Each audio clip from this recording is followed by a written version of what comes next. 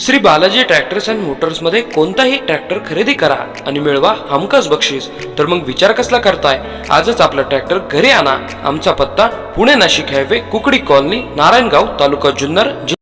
कांदा मार्केटमध्ये कांद्यांची आज आवक झाली, आज निलाव बी झालेत। आजची आवक होती 11,613 गुणी आज आळेफाटा मार्केटमध्ये आल्या होत्या। आजचा जो बाजारभाव राहिला आहे तो गोळा कांद्यासाठी 280 ते 321चा बाजारभाव होता, तर सुपर कांद्यासाठी 260 ते 290 आणि गोटी कांद्यासाठी 230 ते 260 आणि ढेंगळा कांद्यासाठी 90 ते 145 रुपयाचा कांद्याचा भाव होता।